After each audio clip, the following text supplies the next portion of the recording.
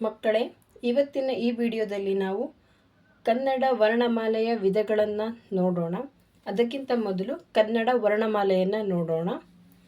ಕನ್ನಡ ವರ್ಣಮಾಲೆ: ಅ, ಆ, ಇ, ಈ, ಉ, ಊ, ರು, ಎ, ಐ, ಓ, ಔ, ಅಂ, ಅಹ.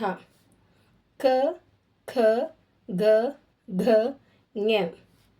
ಚ, ಛ, ಜ, ಝ, ಞ. ಟ, ಠ, ಡ, ಢ, ಣ. ತ, ಥ, ದ, ಧ, ನ. ಪ, ಫ, ಬ, ಭ, ಮ.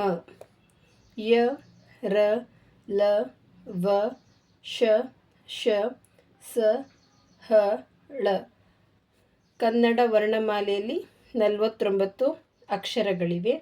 ಈಗ ನಾವು ಕನ್ನಡ ವರ್ಣಮಾಲೆಯ ವಿಧಗಳನ್ನು ನೋಡೋಣ. ಕನ್ನಡ ವರ್ಣಮಾಲೆಯ ವಿಧಗಳು: ಕನ್ನಡ ವರ್ಣಮಾಲೆಯನ್ನು 3 ವಿಧಗಳಾಗಿ ವಿಂಗಡಿಸಲಾಗಿದೆ. 3 ವಿಧಗಳಾಗಿ ವಿಂಗಡಿಸಲಾಗಿದೆ. ಒಂದನೇದು ಸ್ವರಗಳು, ಎರಡನೇದು ಯೋಗವಾಹಗಳು, ಮೂರನೇದು ವ್ಯಂಜನಗಳು. ಸ್ವರಗಳು ಎಂದರೆ ಅ ಇಂದ ಔ ವರೆಗಿನ ಅಕ್ಷರಗಳು. ಯೋಗವಾಹಗಳು ಎಂದರೆ ಅಂ ಇಂದ ಅಂ ಮತ್ತು ಅಹ ಅಕ್ಷರಗಳು. ವ್ಯಂಜನಗಳು ಎಂದರೆ ಕ ಇಂದ ಳ ವರೆಗಿನ ಅಕ್ಷರಗಳು. ಮೊದಲು ನಾವು ಸ್ವರಗಳ ಬಗ್ಗೆ ಸಂಪೂರ್ಣವಾಗಿ ಅಭ್ಯಾಸ ಮಾಡೋಣ. ಮೊದಲನೇದು ಸ್ವರಗಳು: ಅ, ಆ, ಇ, ಉ, ರು, ಎ, ಐ, ಓ, ಔ. ಅ ಇಂದ ಔ ವರೆಗೆ 13 ಅಕ್ಷರಗಳಿವೆ. ಸ್ವರಗಳು 13 ಅಕ್ಷರಗಳಿವೆ. ಇವಾಗ ಸ್ವರಗಳು ಎಂದರೇನು ಅಂತ ನೋಡೋಣ. ಸ್ವರಗಳು ಎಂದರೆ ಸ್ವತಂತ್ರವಾಗಿ ಅಥವಾ ಯಾವುದೇ ಅಕ್ಷರಗಳ ಸಹಾಯವಿಲ್ಲದೆ ಉಚ್ಚರಿಸುವ ಅಕ್ಷರಗಳಿಗೆ ಸ್ವರಗಳು ಎನ್ನುತ್ತಾರೆ. ಸ್ವರಗಳು ಎಂದರೆ ಸ್ವತಂತ್ರವಾಗಿ ಅಥವಾ ಯಾವುದೇ ಅಕ್ಷರಗಳ ಸಹಾಯವಿಲ್ಲದೆ ಉಚ್ಚರಿಸುವ ಅಕ್ಷರಗಳಿಗೆ ಸ್ವರಗಳು ಎನ್ನುತ್ತಾರೆ. ಅಂದರೆ ಯಾವುದೇ ಅಕ್ಷರಗಳ ಸಹಾಯವನ್ನು ಇವು ಸ್ವರಗಳು ಉಚ್ಚಾರ ಮಾಡೋ ಮುಂದೆ ತಗೊಳ್ಳೋದಿಲ್ಲ. ಹೀಗಾಗಿ ಇವನ್ನ ಸ್ವರಗಳು ಎನ್ನುತ್ತಾರೆ. ಸ್ವರಗಳಲ್ಲಿಯೂ ಕೂಡ 2 ವಿಧಗಳಿವೆ. ಒಂದು ವೃಷ ಸ್ವರ, 2 ದೀರ್ಘ ಸ್ವರ.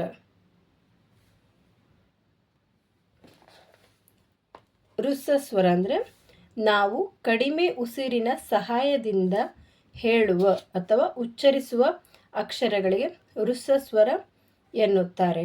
ಅಂದರೆ ನಾವು ಅದನ್ನು ಉಚ್ಚಾರ ಮಾಡೋ ಮುಂದೆ ಕಡಿಮೆ ಉಸಿರಿನ ಸಹಾಯದಿಂದ ನಾವು ಉಚ್ಚರಿಸ್ತೀವಿ. ಹೀಗಾಗಿ ಇದಕ್ಕೆ ವೃಷ ಸ್ವರ ಎನ್ನುತ್ತಾರೆ. ಅವುಗಳಲ್ಲಿ ಬರುವ ಅಕ್ಷರಗಳು ಅ, ಇ, ಉ, ರು, ಎ, ಓ. ಈ ಅಕ್ಷರಗಳು ವೃಷ ಸ್ವರದ ಅಕ್ಷರಗಳು. ಈಗ ದೀರ್ಘ ಸ್ವರ: ನಾವು ಹೆಚ್ಚು ಉಸಿರಿನ ಸಹಾಯದಿಂದ ಉಚ್ಚರಿಸುವ ಅಕ್ಷರಗಳಿಗೆ ದೀರ್ಘ ಸ್ವರ ಎನ್ನುತ್ತಾರೆ. ಈ ಅಕ್ಷರಗಳನ್ನು ನಾವು ಉಚ್ಚರಿಸುವಾಗ ಹೆಚ್ಚು ಉಸಿರಿನ ಸಹಾಯವನ್ನು ಪಡ್ಕೋತೀವಿ. ಹೀಗಾಗಿ ಇವನ್ನ ದೀರ್ಘ ಸ್ವರ ಅಂತಂದು ಕರೀತಾರೆ. ಅದರಲ್ಲಿ ಬರುವ ಅಕ್ಷರಗಳು ಆ, ಇ, ಉ, ಎ, ಐ, ಓ, ಔ. ಈಗ ನಾವು ಎರಡನೇದಾಗಿ ಯೋಗವಾಹಗಳನ್ನು ನೋಡೋಣ. ಯೋಗವಾಹಗಳು: ಅಂ, ಅಹ. ಯೋಗವಾಹಗಳಲ್ಲಿ 2 ಅಕ್ಷರಗಳು ಬರುತ್ತವೆ. ಯೋಗವಾಹಗಳು ಎಂದರೇನು ನೋಡೋಣ. ಯೋಗವಾಹಗಳು ಎಂದರೆ ಸಂಬಂಧದಿಂದ ಕೂಡಿರುವುದು ಎಂದು ಅರ್ಥ. ಯೋಗವಾಹಗಳು ಎಂದರೆ ಸಂಬಂಧದಿಂದ ಕೂಡಿರುವುದು ಎಂದು ಅರ್ಥ. ಯೋಗವಾಹಗಳಲ್ಲಿ 2 ವಿಧಗಳಿವೆ.